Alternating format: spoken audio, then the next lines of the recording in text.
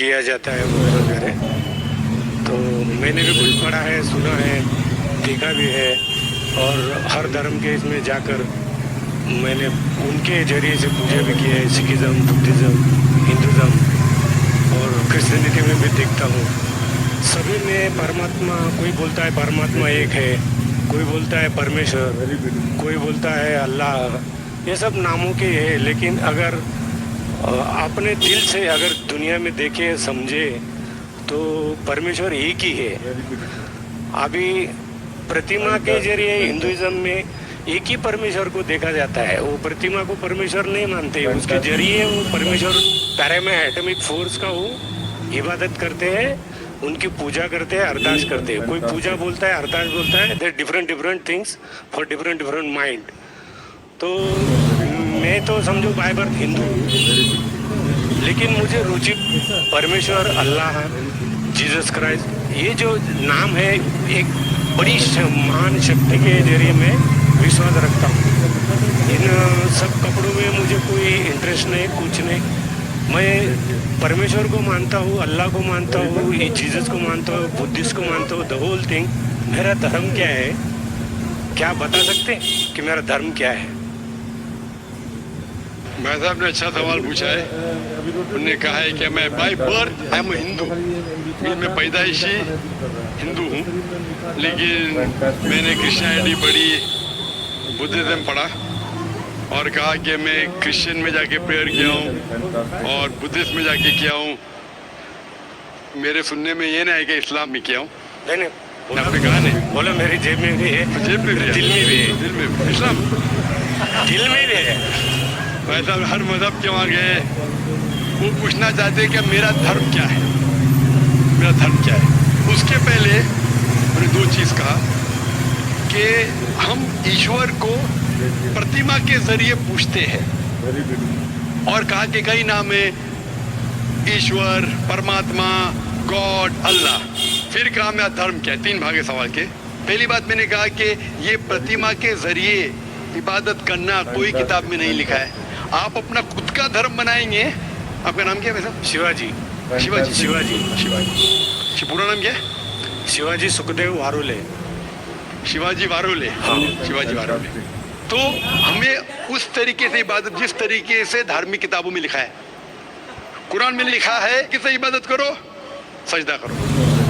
Hinduism में भी लिखा है दंड नमस्कार, पता है? दंड नमस्कार। उसमें कहा षष्टांग। षष्टांग पता है? षष्टांग मतलब 8 अंग आपके हिस्से के जमीन पे लगना चाहिए। 8 अंग, 8 हिस्से आपके अंग के जमीन पे लगना चाहिए। 8 अंग, माथा, नाक, 2 हाथ, 2 घुटने और 2 पैर। मेरे 8 हो गए ना? सब मेरी तो एक ही टांग है, एक स्वर्ग में गई है, तो मैं साष्टांग कैसे कर सकता हूँ? हाँ, वेरी गुड, वेरी गुड। मिसाल के तौर पे कुरान में लिखा है, आम तौर पे अगर सूरह निसा में सूरह नंबर 4 आयत नंबर 101, 102, 103 में अगर आप तकलीफ में अगर खड़े रह के नमाज नहीं पढ़ सकते, बैठ के पढ़ो। बैठ के नहीं पढ़ सकते, लेट के पढ़ो। आप घोड़े पे भी पढ़ सकते, ऊंट पे भी पढ़ सकते, समझे ना? मिसाल के तौर पे उसका मतलब आप खड़े नहीं सकते, बैठ के पढ़ो, बैठ के नहीं तो लेट के। तो 8 ने 7 है ना, 7 ने तो 6 भी चलेगा, जितने उतने नमाज कबूल है। लेकिन 8 है और 8 होके बोलेंगे मैं 7 करूंगा तो गलत है। 8 है तो 8 करना चाहिए। बैठ सकते हो तो बैठ के करो, आप समझे ना? अगर खड़े सकते तो खड़े रहना आपके लिए जरूरी है। मैं खड़े सकते फिर बोलूंगा बैठ के पढ़ो तो सही बात नहीं। तो उस तरीके से इबादत करना जिस तरीके से लिखा है कुरान में या वेद में। आप तहकीक करेंगे तो कुरान में लिखे है सुजूद के बारे में, सिजदा करना। हिंदू धार्मिक किताबों में लिखा है साष्टांग। बाइबल में पढ़ेंगे, बाइबल में भी लिखा है in the book of Genesis, book of Genesis chapter number 17 verse number 3 क्या Ibrahim fell on his face and prayed to God. Book of numbers chapter number 20 verse number 6 में कि मोसेस एंड एरन वो धरती पे गिरे, जमीन पे गिरे और अपना माथा टेक के खुदा की इबादत की। Fell on his face and prayed to God. लिखा है बुक ऑफ जोशुआ में चैप्टर नंबर 5 वर्स नंबर 14 में Joshua fell on his face and prayed to God. Joshua ने मुंह के बल जमीन पे गिरा और खुदा की इबादत की।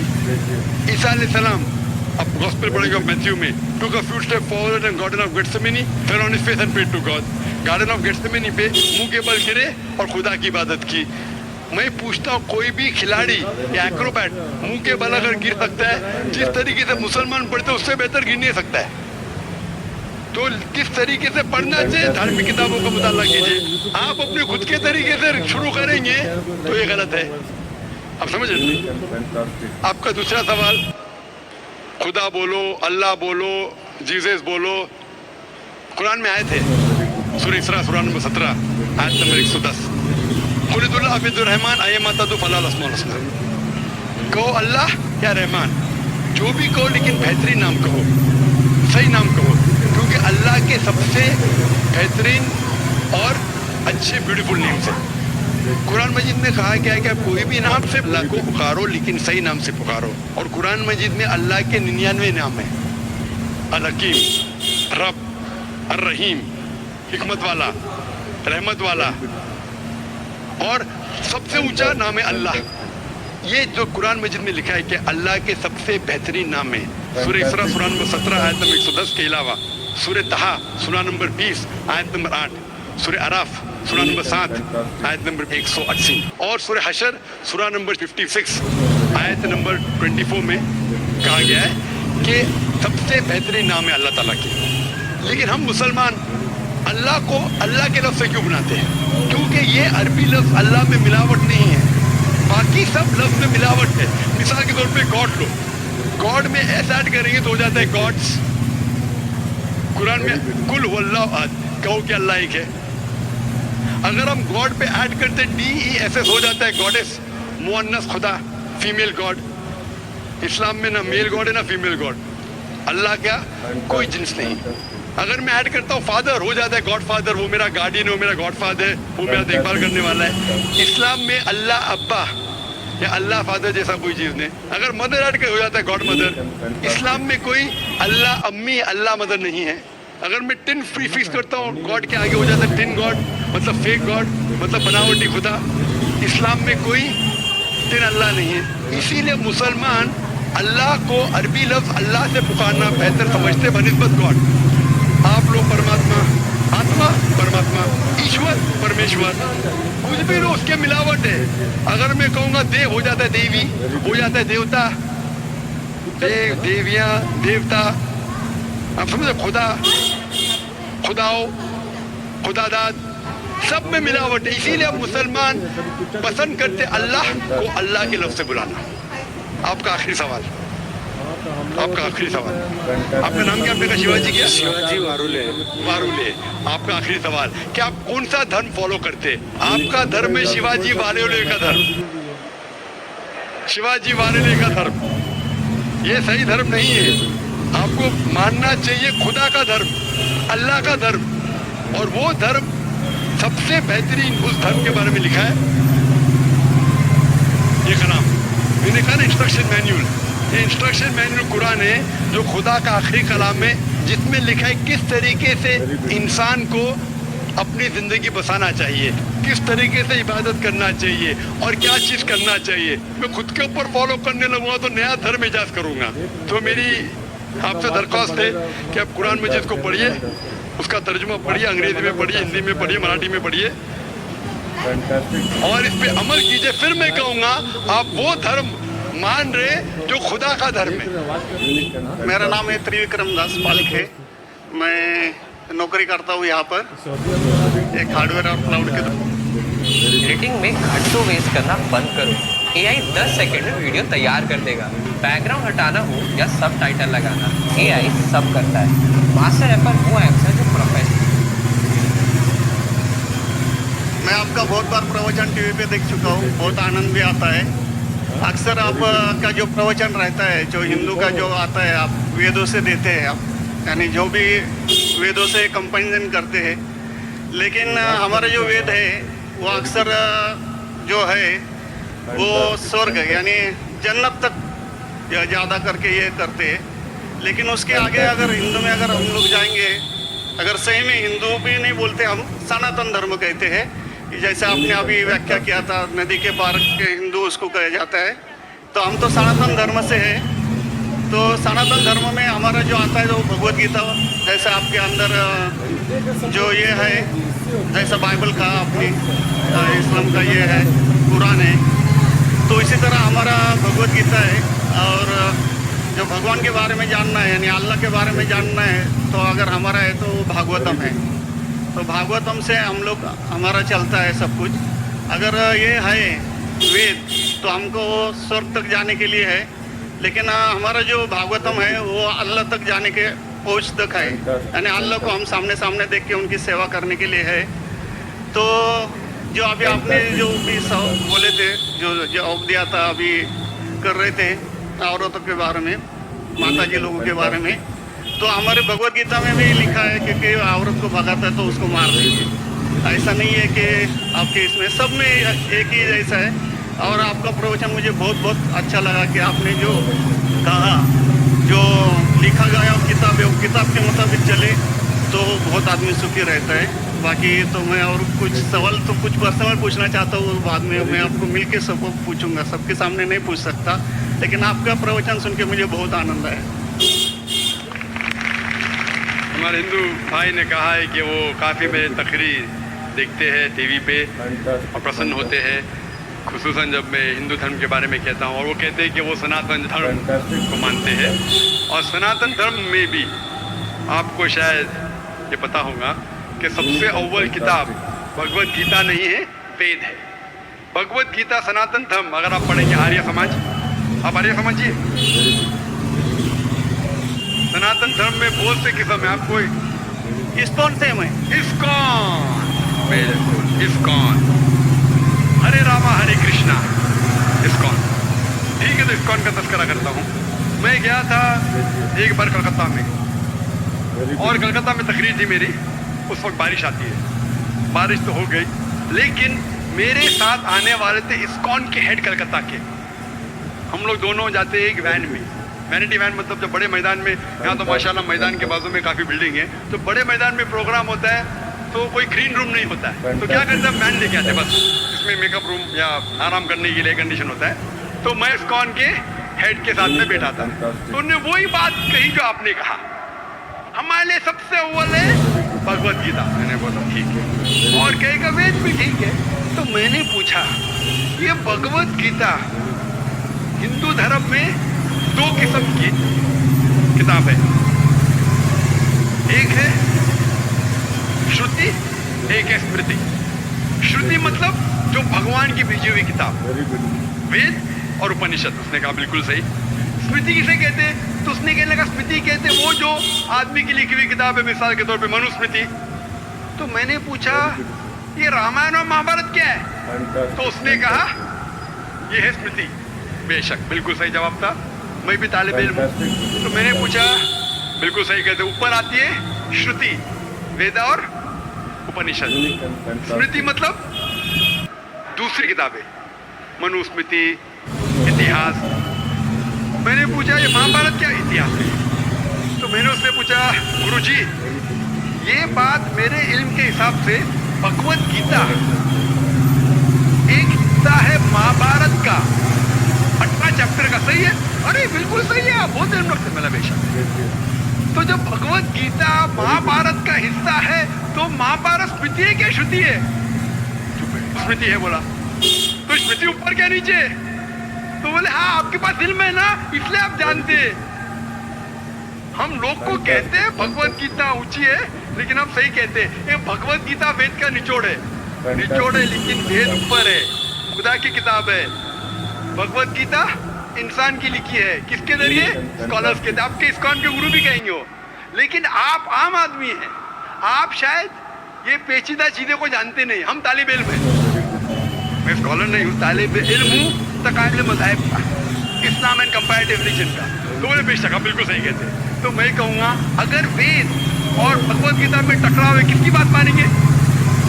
तो बोले आमतौर पर तो हम कहते हैं भगवत गीता ऊपर है, लेकिन आप सही कहते हैं क्योंकि आपका दिल में।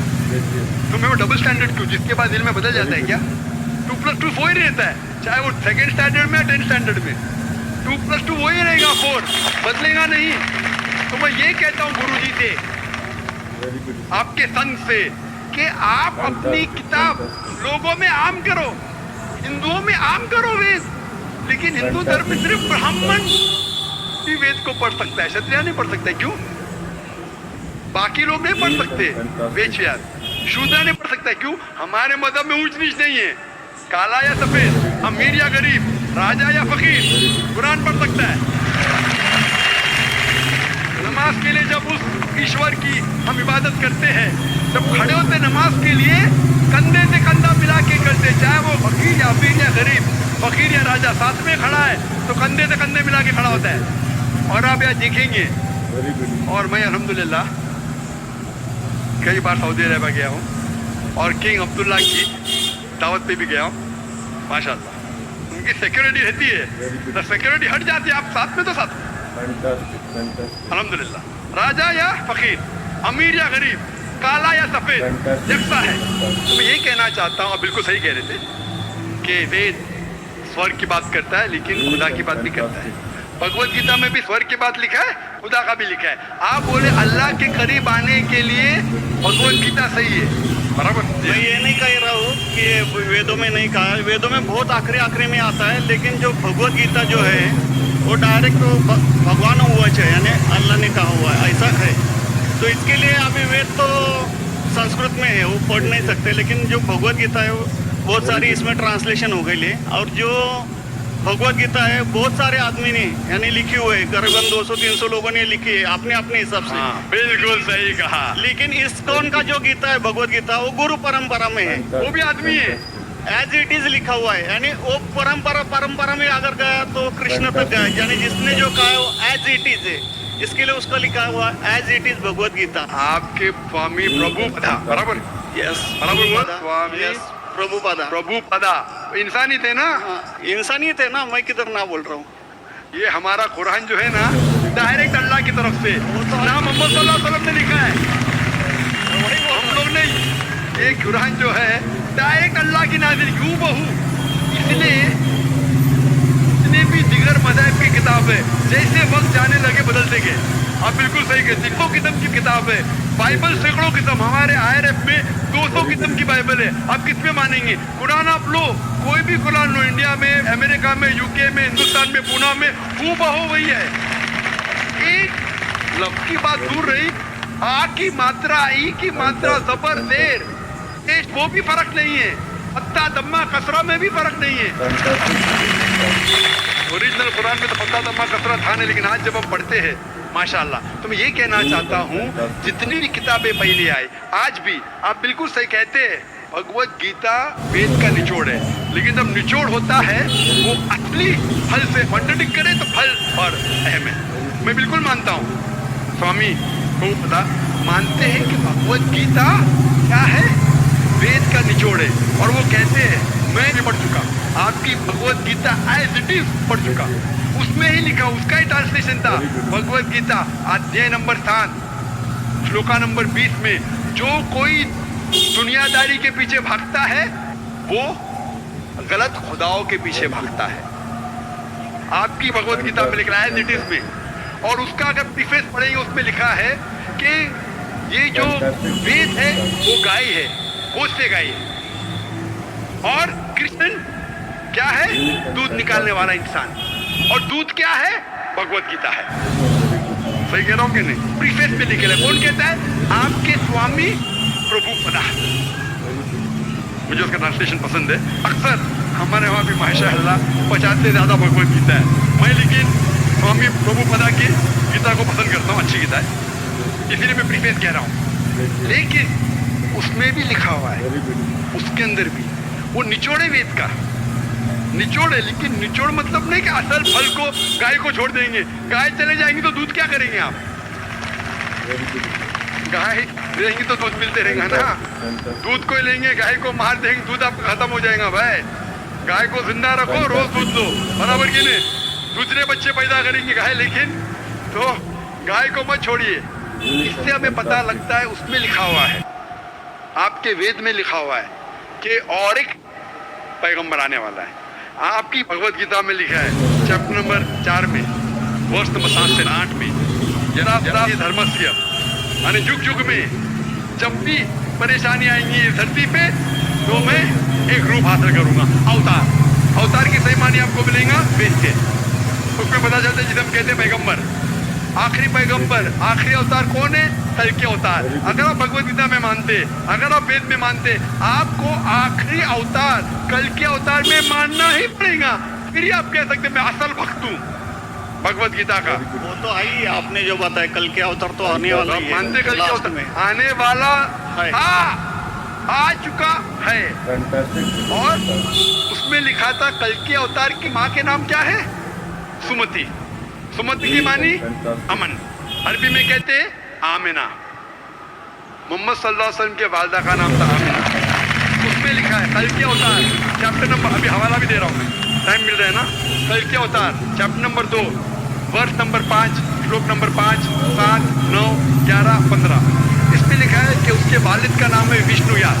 विष्णुयास मतलब खुदा का बंदा, अरबी में तर्जुमा करेंगे अब्दुल्ला। मोहम्मद सल्लल्लाहु अलैहि वसल्लम के वालिद का नाम था अब्दुल्ला। उसमें लिखा है वो इसी जगह में पैदा होंगे जो अमन की जगह है। हम मानते हैं मक्का एक अमन की जगह है।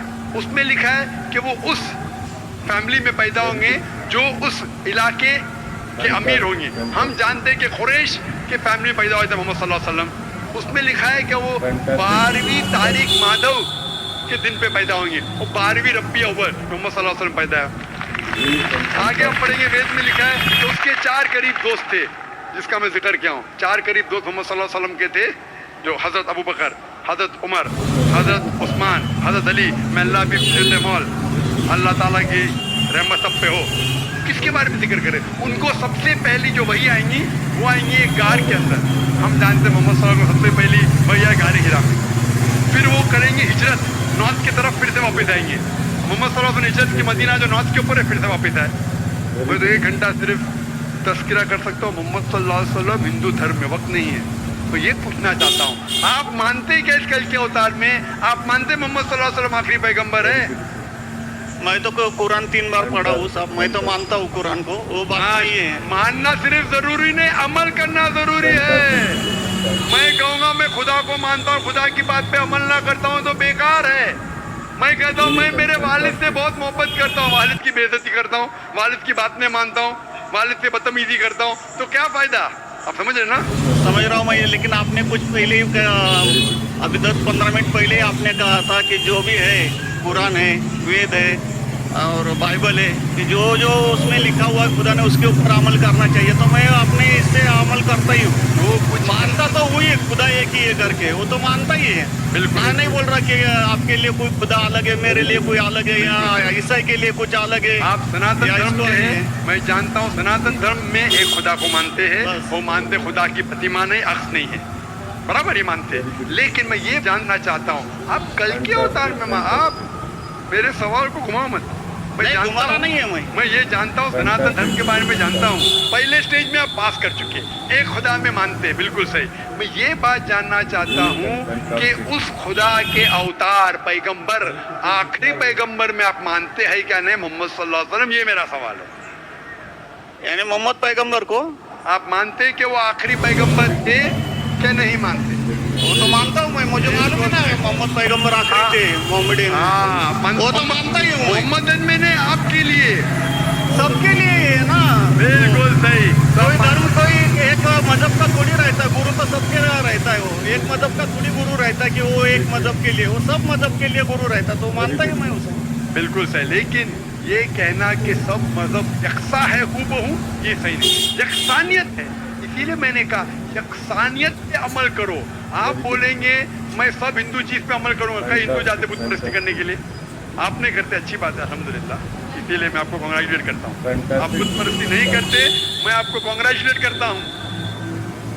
मैं कॉन्ग्रेचुलेट करता हूँ क्योंकि सनातन धर्म बुत परस्ती नहीं करता है। अल्हम्दुलिल्लाह सुम्मा अल्हम्दुलिल्लाह, आप आधे इम्तिहान में सफलता पा गए।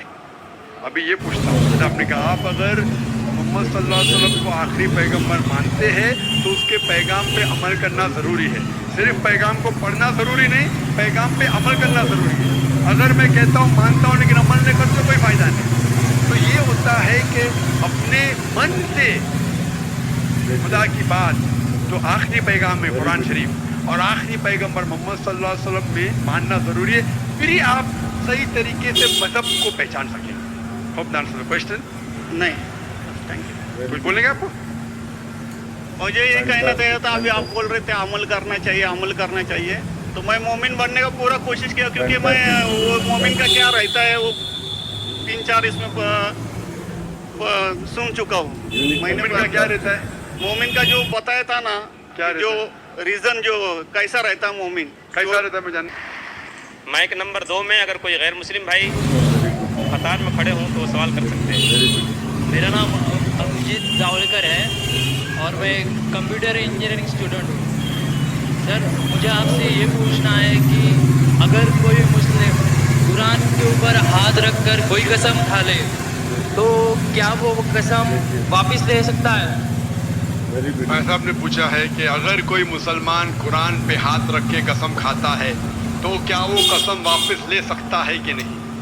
आम तौर पे कोई भी मुसलमान कसम खाता है, चाहे कुरान पे हाथ रखे या नहीं रखे, उसे वापस नहीं लेना चाहिए। अगर उसे पता चला वो कसम गलत चीज है, किसी को नुकसान पहुंचा रही है, तो वापस ले सकता है। तो एक मोमिन, एक मुसलमान अगर अपने जबान से कहता है, कसम खाता है या इंशाअल्लाह कहता है, उसका फर्ज हो जाता है कि उसके ऊपर अमल करे। कुरान पे हाथ रखना नहीं रखना ऐसा कुछ लिखा नहीं है। अगर उसे पता चलता है कि मैंने कुछ गलत चीज कह दिया हूँ और किसी का नुकसान होगा या शरीयत के खिलाफ है, कुरान के खिलाफ है, अल्लाह के रसूल के पैगाम के खिलाफ है, फिर उस कसम को तोड़ सकता है। लेकिन आम तौर पे अगर वो कुरान के खिलाफ नहीं है, मोहम्मद सल्लल्लाहु अलैहि वसल्लम के पैगामात के खिलाफ नहीं है, तो उसे अमल करना चाहिए। ऐसी कोई चीज़ नहीं कुरान के ऊपर। लेकिन अगर वो अल्लाह का नाम लेता है और कसम खाता है, आम तौर पर अल्लाह का नाम छोटी मोटी बात में नहीं लेना चाहिए, लेकिन अगर वो अल्लाह का नाम लेके कोई कसम खाता है, takes an oath in the name of Allah सुब्हानहू व तआला, फिर उसके ऊपर और लाजिम हो जाता है। और अगर उस कसम को पूरी न कर सके, उसे कफारा देना पड़ता है, उसे जुर्माना देना पड़ता है। की तरफ से कोई अगर सवाल हो तो गैर मुस्लिम बहनों को तरजीह दी जाए, उनको पहले मौका दिया जाए। My name is Sneha Manoj Raizada. I'm studying. My question is, I want to convert into a Muslim. I'm following Islam for a year now, and I have a problem. My parents do not agree with me converting. They don't have a problem with me following Islam, but they do have a problem with me converting. So what am I to do at such a point? My mom is a Muslim and my dad is a Hindu. I mean, my mom hasn't converted to a Hindu. बहन ने सवाल पूछा है कि वो इस्लाम कबूल करना चाहती है, 1 साल से इस्लाम पे अमल कर रही है, लेकिन अब भी कन्वर्ट नहीं हुई है, इस्लाम को कबूल नहीं किया है। वो कबूल करना चाहती है, लेकिन उनके वालिद उनसे खुश नहीं है। कहते हैं कि इस्लाम पे अमल करो लेकिन कन्वर्ट मत हो। अंग्रेजी में सवाल है, इसलिए ज़रा अंग्रेजी में जवाब दूंगा। Do not convert.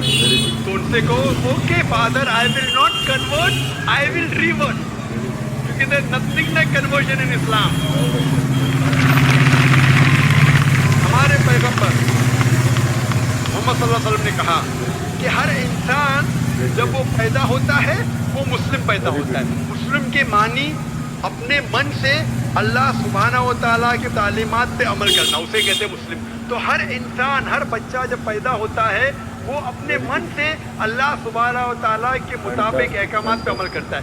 उसके बाद हमारे मोहम्मद सल्लल्लाहु अलैहि वसल्लम पैगंबर कहते हैं, उसके बाद वो इन्फ्लुएंस होता है अपने वालिद से, अपनी वालदा से, अपने टीचर से, अपने गुरु से, और फिर हो सकता है कि वो बुत परस्ती करना शुरू करता है, वो अंगार की परस्ती करना शुरू करता है।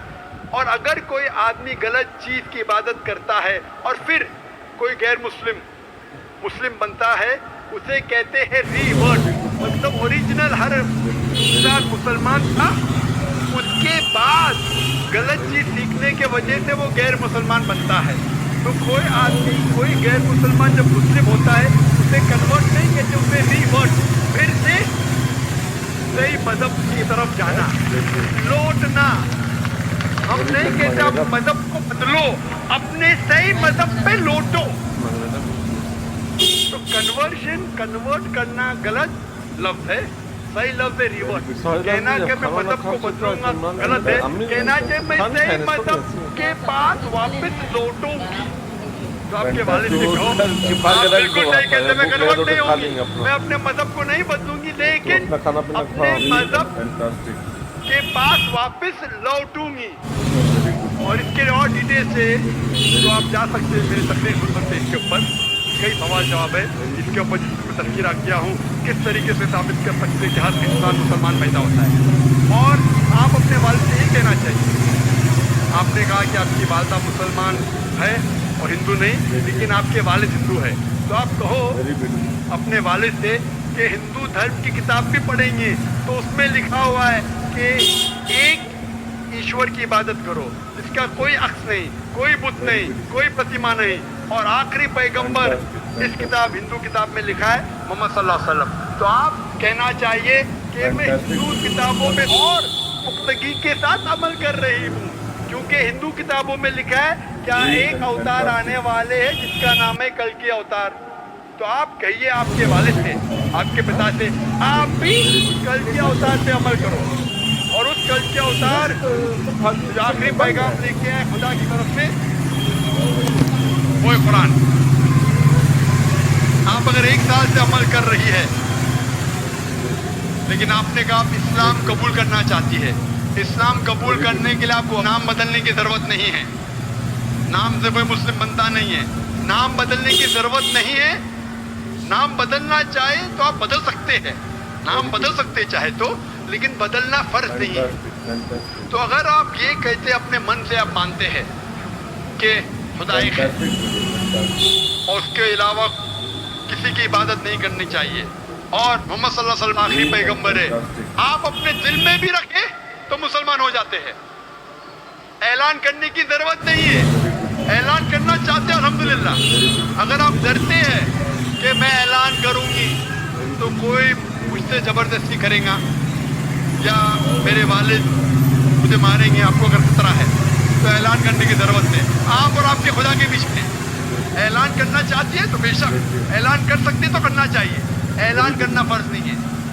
कई गैर मुसलमान मेरी तकरीर के बाद दिल में ही मान लेते मुसलमान हो जाते, ऐलान करने की जरूरत थोड़ी है। लेकिन अगर ऐलान करना चाहते हैं, एक आदमी मेडिकल डॉक्टर बनता है और बोलता है मैं डॉक्टर नहीं कहूंगा अपने आप को, मैं फिर भी डॉक्टर है, लेकिन अक्सर जो डॉक्टर है खुश होता है ना, MBBS पास होने के बाद क्या कहता है, डॉक्टर, मेरा नाम भी डॉक्टर जाकिर नाइक है, लेकिन डॉक्टर का अच्छा दाई है माशाल्लाह। तो अगर दिल से मान लिए, अमल कर रहे तो मुसलमान हो गए। आप दिल में भी अल्लाह को शहादत दी, आप मुस्लिम हो गए। लेकिन लोगों को कहना चाहती है खुशी के मारे, जो होगा हो जाने दो, आपकी बात है, लेकिन ऐलान करना फर्ज नहीं, वो आपकी मर्जी। ऐलान करना चाहे तो कर सकते हैं, नहीं भी करे दिल से माने तो आप मुसलमान हो जाते हैं। क्वेश्चन, ऐलान करना चाहते कर सकते हैं, नहीं ऐलान करना चाहते दिल में भी मान लिए, चाहे आपके वालिद को बुरा लगा के ने, आप मुसलमान हैं। तो हमारी समस्या यह है, जैसे मैं इससे पहले भी कह चुका हूँ कि हमारे जैसे मेरे साथ काफ़ी मुसलमान भाई मेरे साथ काम कर रहे हैं और सो कॉल्ड हिंदू भाई भी काम कर रहे हैं, तो हमें समाज को इकट्ठा लाने में बड़ी मुश्किल हो रही है। आप एक साइड में अच्छी बात बता रहे हैं, मंदिर में जाना या बच्चा कोई कुएं में गिर गया तो उसके लिए आरतियाँ हो रही है, तो ये उत्सव प्रियता बढ़ती जा रही है। और आपने जो चीज़ बताई है कि भाई भगवान तो एक है, उत्सव प्रियता के ऊपर जाना नहीं चाहिए, तो इस पर कुछ समझ भी नहीं आ रहा कि ये मीडिया को कैसा काउंटर किया जाए। क्या आपके प्रोग्राम ये मीडिया से रेगुलर पीस टीवी के अलावा दूसरे चैनल पे दिखा सकते हैं, जैसे आरटीओ को? क्योंकि मैं समझता हूँ फौज में हमें सिखाया गया था, मैं 25 साल उस रेजिमेंट में रहा हूँ, सुबह 5 बजे से लेकर रात को 11 बजे तक हम वो हमारे जवानों के साथ रहते थे। तो ईद हो, होली हो, दिवाली हो, हम उनके साथ में ही रहते थे। तो कहने का मकसद है, और वहाँ से हमने इस्लाम को इतना नज़दीक से देखा, यहाँ सब कुछ अच्छा है, प्यार मोहब्बत भाईचारा ब्रदरहुड सब कुछ अच्छा है, लेकिन मीडिया में ऐसा आजकल इंप्रेशन में आता है एवरेज आदमी के लिए कि भाई इस्लाम में कुछ कमियां हैं, लेकिन कमियां तो कुछ है ही नहीं है। तो इसके लिए क्या कोई और एक चैनल शुरू हो सकता है? या इनफैक्ट मैं ये कहना चाहूँगा कि जो आपकी जो तकरीर जो आज हो रही है, क्या ये ICC चैनल पे दिखाई जा रही है? अगर आज नहीं दिखाई जा रही तो कल दिखानी चाहिए। साहब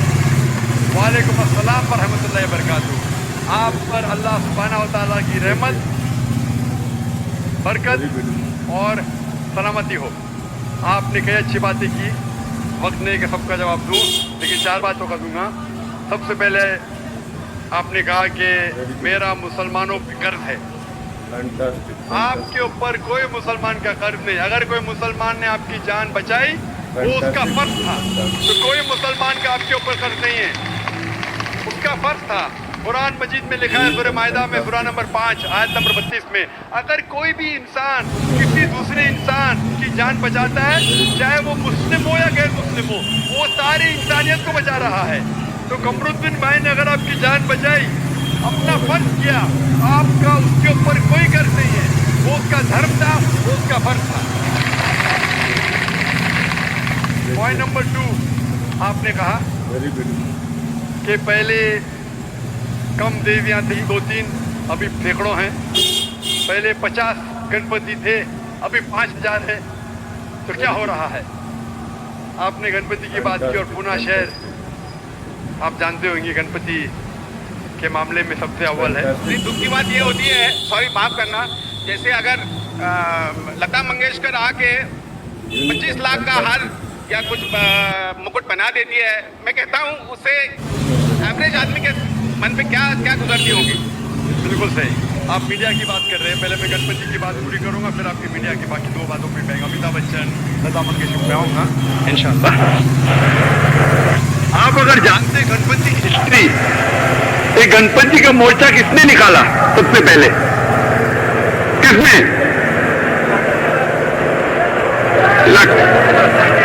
तिलक ने। बिल्कुल सही। क्यों निकाला? तिलक ने निकाला अंग्रेज को इस देश से भगाने के लिए।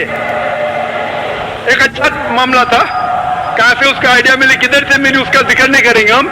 उसका मेन मकसद था अंग्रेज को इस देश से भगा देने का। मकसद पूरा हो गया, अंग्रेज तो भाग गए। तो मकसद था, एक चीज का फायदा उठाया, लोगों की जज्बात की वजह से अगर वो कामयाब हो गए, अल्हम्दुलिल्लाह वो काम पूरा हो गया। अब जैसे आपने कहा, दूसरी बात, अमिताभ बच्चन चप्पल निकाल के मंदिर में जाता है, शूटिंग होते, लता मंगेशकर हाथ दे रही है। अगर अमिताभ बच्चन या लता मंगेशकर खुदा की सही इबादत करते, अल्हम्दुलिल्लाह, चाहे अमिताभ बच्चन हो, लता मंगेशकर हो, सही इबादत करते हैं तो मैं उनको कांग्रेचुलेट करता हूं। लेकिन अक्सर पिक्चर में सिर्फ दिखावट के लिए होता है, दिखावट के लिए गोली मारी जाती है, ये होता है, वो होता है। तो अगर कोई दिखावट के लिए कर रहा है तो सही बात नहीं। और आप बिल्कुल सही कह रहे कि मीडिया ऐसा पावरफुल हो चुका है कि मीडिया आज आसानी से एक हीरो को विलन बना सकता है, विलन को हीरो बना सकता है, दिन को रात बना सकता है, रात को दिन बना सकता है, सफेद को काला बना सकता है, day into night, black into white, बहुत आसान है। और बिल्कुल सही कहते हैं। आपने कहा कि आप मेरी तकरीर सुनते हैं पीस टीवी पे, कई सालों से सुन रहे हैं, आपको अच्छा लगता है। और मीडिया अच्छी चीज़ भी है, बुरी चीज़ भी है। बुरे काम में बुरा फल मिलता है, अच्छे कामों में अच्छा फल मिलता है। 3 साल पहले जब मैं पूना में आया था, जब पीस टीवी नहीं था, आज जो आप देख रहे 10s of 1000, इसकी आधी पब्लिक भी नहीं थी, आधी पब्लिक भी नहीं थी। माशाल्लाह, देखो झाड़ के उस पार, ये उधर, कितने लोग बारे में जानता नहीं हो, कितने हजारे में जानता नहीं हो। क्यों? मैं तो इंसान वही हूँ। पीस टीवी की बदौलत। पीस टीवी मतलब अमन का टीवी चैनल। हमारा मकसद है कि अमन हासिल करें। हमारा मेन मकसद है कि इस दुनिया में अमन हासिल करें, क्योंकि इस्लाम आता है लव सलाम से। अफसोस की बात है, अफसोस की बात मैं कहता हूं कि अक्सर चैनल पे इमोडस्ट चीजें हैं, बेहुदा चीजें आप देखते हैं चैनल पे।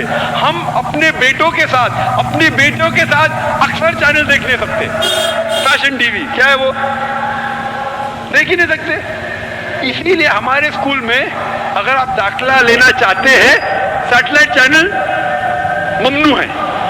अगर पीस टीवी देखना चाहते, पीस टीवी के साथ अगर 100 हराम चैनल आ रहे तो पीस टीवी मत देखो। पीस टीवी देखना चाहते हैं, इलायचा डिश लगाओ, सिर्फ पीस टीवी पे लॉक करो, चलेगा। आप बिल्कुल सही कहते कि मीडिया जो है वो फायदेमंद है, नुकसानदेह भी है अक्सर, लेकिन ज्यादा नुकसानदेह है। और आप देखते हैं कि अक्सर जो लोग अमन फैलाते हैं वो इस मीडिया का इस्तेमाल नहीं करते। हमने क्या कहा, मीडिया में ज्यादा नुकसानदेह चीजें हैं। आप बिल्कुल सही कहते हैं कि बताते मुसलमान आतंकवाद, आज उसका जिक्र नहीं करूंगा, कल करूंगा। क्या आतंकवाद मुसलमानों की विरासत है मौजूद कर के लिए? तो कल की बात मैं आज नहीं करना चाहता हूं। ये मीडिया है। मीडिया क्यों कर रही है? क्योंकि वो चाहते हैं अमन फैले।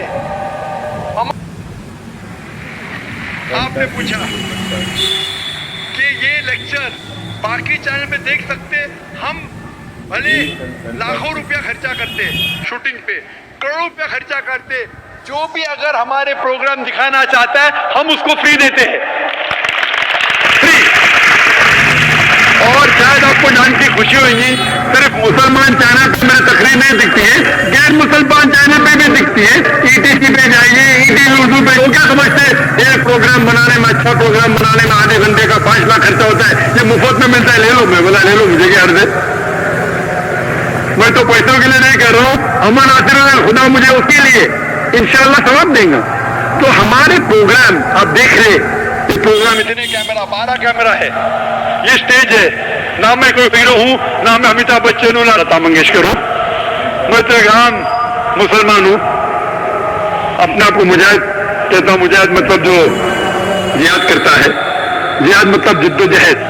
जो मीडिया कहते वो मुजाहिद नहीं हूं मैं। आप देख रहे हैं, मेरा मकसद है कि ये पैगाम सिर्फ यहाँ अगर 25 या 50 हजार लोग मौजूद है, वो मेरे लिए बहुत स्मॉल है। मैं होलसेल में मानता हूँ। ये कैमरा के जरिए इंशाअल्लाह करोड़ों लोग देखेंगे। और हमारा पीस टीवी अल्हम्दुलिल्लाह सुम्मा अल्हम्दुलिल्लाह सारी दुनिया में मौजूद है। अगर आप एक आम डिश लगाएंगे, भले केबल ऑपरेटर नहीं दिखा रहा है, 5-6 हजार खर्चा करेंगे, आपको दिखेगा। हमारा चैनल फ्री टू एयर है, एब्सोल्युटली फ्री। और अल्हम्दुलिल्लाह 7.5 करोड़ लोग हमारे चैनल को देखते हैं। आपने कहा कि बाकी चैनल पे दिखा सकते, बेशक। कुछ लोग मुझे पूछ रहे थे क्या लाइव टेलीकास्ट अब दिखा सकते हैं, क्या फी लेंगे? मैं बोला फी नहीं, मुफ्त। मैं कभी भी लेक्चर देने जाता हूं, कोई फी नहीं लेता हूं, खाली कहता हूं कि दुआ करो मेरे लिए, एब्सोल्युटली फ्री। और आपने कहा कि और चैनल होना चाहिए, बिल्कुल सही कहते। इसीलिए इंशाअल्लाह जून 2009 में हम एक नया चैनल शुरू करने वाले, जिसका नाम है पीस टीवी उर्दू। इस पीस टीवी पे अभी 25 से 33% उर्दू में है, हिंदी में, बाकी है अंग्रेजी में। जो उर्दू जानते कहते अंग्रेजी प्रोग्राम क्या बीच में आते, जो अंग्रेजी जानते उर्दू नहीं समझते बोलते उर्दू प्रोग्राम क्या है ये। जो दोनों जानते खुश है। तो हम दोनों तरफ से खींचे जा रहे हैं। इंग्लैंड से लोग बोलते उर्दू प्रोग्राम क्यों देते हैं, हमें समझ में नहीं आता है। यहाँ के लोग कहते हैं ये इंग्लिश क्यों देते, हर एक को तो खुश नहीं कर सकते।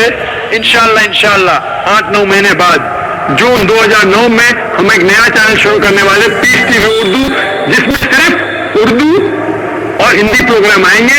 इंग्लिश देखना चाहते हैं इंग्लिश देखे। इंशाअल्लाह अगर अल्लाह हमें मदद करेगा, इस तरीके से हम और चैनल फैलाएंगे ताकि सारे दुनिया में अमन हासिल हो। जब तक अमन हो हम अपना पैगाम फैलाते जाएंगे। खुद क्वेश्चन करने। अस्सलाम वालेकुम।